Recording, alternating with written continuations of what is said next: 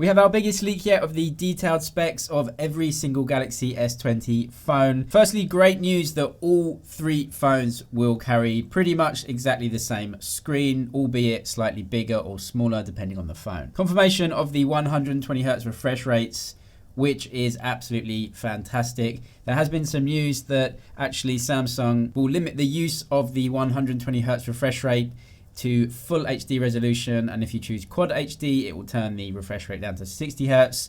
I don't see this as a big problem overall though. The S20 Ultra is going to be a huge device, almost 7 inches on that screen, but we've seen the real devices already and the bezels will be absolutely tiny. Another interesting thing to note is that in this leak anyway, all three of the phones are coming with the Exynos 990 chipset. So this will be a leak from one of the markets that those phones come with, the Exynos 990. Some markets, of course, will be coming with the Snapdragon 865. I personally do prefer Snapdragon chipsets overall, but obviously what market you're in determines what chipset you're going to get.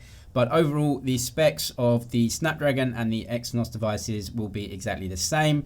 But obviously the two chipsets are different and so will run slightly differently and have different battery life. 128GB is the base storage for each of the phones, and all of them can go up to a whopping 1 terabyte of storage. This means then that up to now, the three phones will essentially have exactly the same setup, but will come in different sizes and with different screen sizes. A good thing from my point of view is that both the S20 and the S20 Plus, that is the bottom two phones in the range, have exactly the same camera setup according to this. That means that if you do want to choose the slightly smaller and also probably slightly cheaper version, you will be getting exactly the same phone, just a smaller, cheaper version of the Plus. Of course, if you do want to pay the money, you can get the Ultra, and that camera system looks absolutely insane. Firstly, on the bottom two phones, you get a 12 megapixel sensor. 12 megapixels is the same as the S10 phones,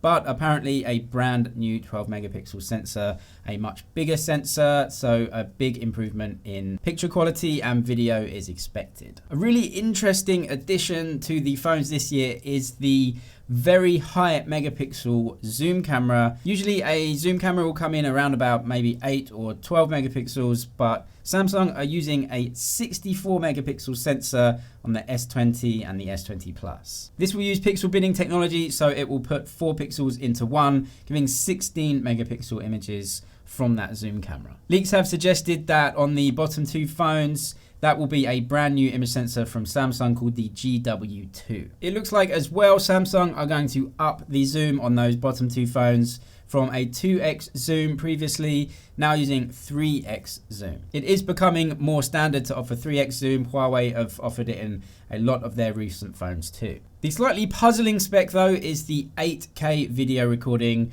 on the S20 and the S20 Plus. The main camera sensor on those phones is 12 megapixels, and that is not enough megapixels to shoot real 8K video. You need at least around about 32 or 33 megapixels. I honestly don't know how they're going to do 8K video recording from that sensor. They could possibly use the zoom camera's sensor because that has more pixels, but then you would have the problem of it being zoomed in all the time. So that spec is quite puzzling to me. The front cameras on both of those are capable of 4K video recording at 60 frames a second. So I'm sure there will be some sort of slow motion or slow feed type of feature to match what the iPhone gives us. There are three big differences in the S20 Ultra. The first is the main camera sensor, using a completely different new type of image sensor with 108 megapixels. That will be pixel binned, not using 4:1, but using 9:1 pixel binning. And that would actually take the pixels to 12 megapixels, but there will of course be a high megapixel mode if you want to use that.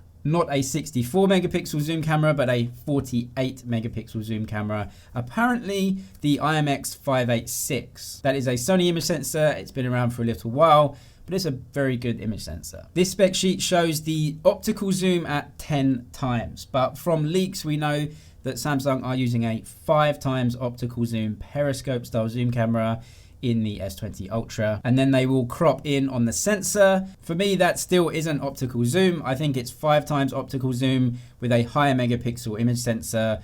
cropped in. But anyway, the 10 times zoom is probably going to be really good. And an upgrade on the selfie camera, a 40 megapixel selfie camera. I assume also pixel bin 4:1 down to 10 megapixels for normal images. 25 watt fast charging on the lower two devices and 45 watt on the S20 Ultra. Very good specs all around. From my point of view, I cannot really see any area in which these phones are incredibly weak.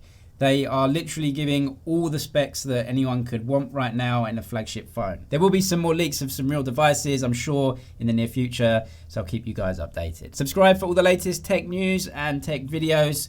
That's it for now, but I'll see you in the next one.